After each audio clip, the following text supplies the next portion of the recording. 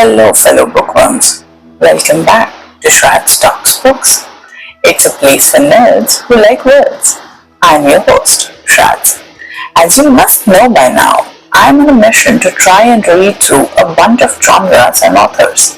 And as a busybody workaholic, it is my duty to review and recommend them across. You must have heard me say this before, but I believe books are dangerous. And they all should come up with a warning label that says, "This could change your world." In our journey through genres, we are on a threshold, an entry into the twisted and psyched world of thrillers. A world where fear is your companion and also your destination. Today's book struck a few notes in my personal psyche, and I hope you find this one as interesting as I found it. Even if you don't, if this one makes you pick up a book, I think I'll find my smile in it. So, should we start?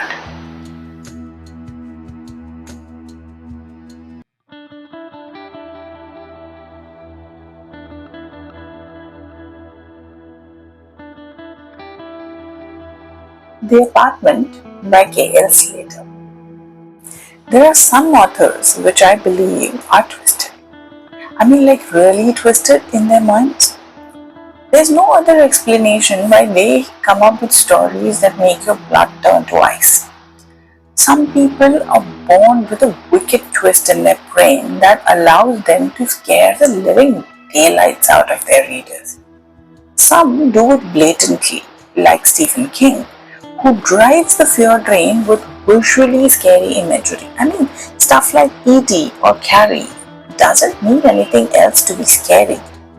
But then there are authors like K.L. Slater who weave fear in words that are not gory or violent. No offense to Mr. King, he still is my favorite author when it comes to horror. I still enjoy reading his works, and I do it knowing completely well that I'm going to be scared to go to the loo in the middle of the night afterwards. But K.L. Slater's The Apartment is not something that you pick up thinking, "Oh, this is gonna scare me." The Apartment is the story of Freya Miller, her 5-year daughter Sky. At the beginning of the novel, you meet Freya, a harried, at the end of her wits, about to go homeless, and that's why frantic to the core single parent. She's recently lost her husband, who, by the way, left her for another woman and then just went on died. And he left Freya in a mountain of debt that she's trying to settle through. She's literally doing everything she can, which includes selling her own house. Now Freya, who has very limited means, is on the verge of going homeless. In this destitute situation, she meets an elderly gentleman in a coffee shop. His name is Dr. Marston, and incidentally, he is also looking for a tenant for the top floor of the house he lives in. Now, he claims that the Freya and her daughter are the right kind of people, and the rent is based on an individual's ability to pay, which makes this an offer that Freya can't refuse.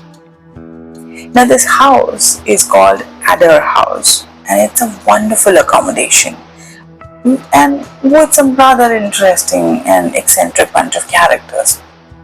There are 6 apartments in the house, and only 4 are occupied.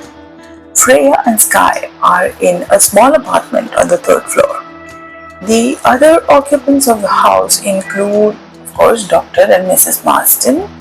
Then there is a professor and his wife Susan Woodward. And there's this elderly lady called Lily Broccoli, who takes Freya and Sky under her wings, literally providing them with a elder of the house feeling.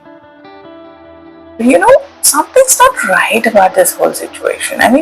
Doesn't this all sound a little too good to be true? Well, of course it does, and that's exactly what it is. Too good to be true. Adder House has a history.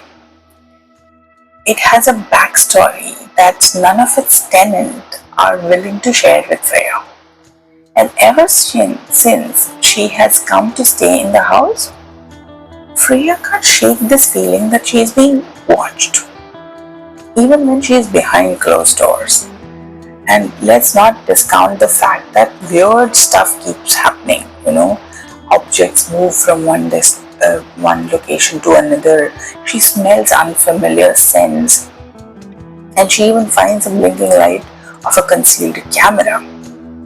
And it's not long before Freya begins to suspect that her dream house may be hiding a nightmarish reality.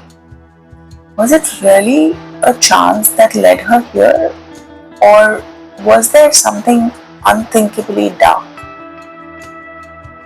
Well, first of all, I realized that the protagonist Freya sounds and feels a little dumb if you try and see her from a rational point of view. But someone who has been in the situation where your kid's future and safety is at stake, nothing really actually matters. The first thing any parent in a situation like this loses is their rationality. I mean, a choice between a too good to be true offer and a threat of sleeping on streets with a 5-year-old girl child. I don't think that's a choice for any parent, especially if it's a single mother. So while I felt like screaming at her to turn around and run, I realized why she didn't. Of course, as a single parent, the story and its premise cut a little too close to my heart, and therein lies the fear that I kept feeling. The dread of seeing Freya being gaslighted and not being able to do anything about it, it just kept making me feel more and more helpless. I'm not saying that the story by any means is a masterpiece. There are holes in the story. And if I'm being honest, the ending didn't really give me any satisfaction. Even the so-called reveal wasn't really surprising enough for me. But even with all its flaws, I enjoyed the book. The way the author built the characters was really good, and you actually could understand Freya and her desperation. Her relationship with Sky is so beautiful and heartwarming. The way her paranoia was built was frankly very disturbing. This is second book by K.L. Slater for me. I read her Widow before this, and I truly think she is blessed with a twisted mind. Not a bad thing for an author of the psychological thriller genre, if I must say. Both her books have the same effective prose that makes it a wonderful experience to read.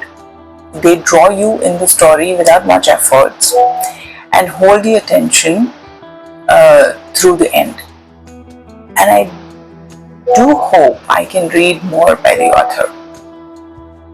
So, in summary, The Apartment by K.L. Slater was a story that gave me nightmares. It resonated with my basic instinct, which puts my child's welfare before anything else in me, and it was a thriller that I think was designed to make you feel, whether it made you feel good or bad or scared or worried or even angry. It all depends on you as a reader. For me, it was a 4 stars out of 5. If you are a parent, do give this a try and let me know what it made you feel.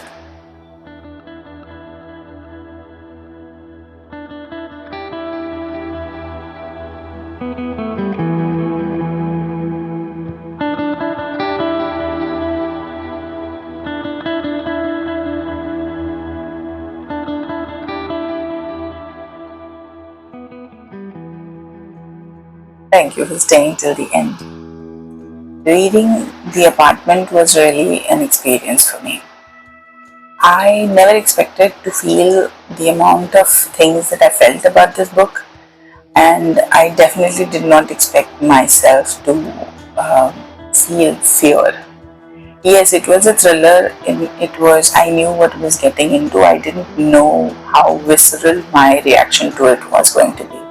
But I guess that's a sign that the book is good, that if it makes you feel things.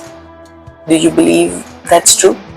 Have you read anything that has made you feel like you shouldn't have?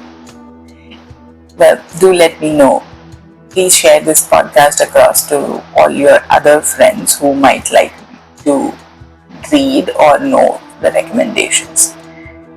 Keep reading, and I'll see you soon.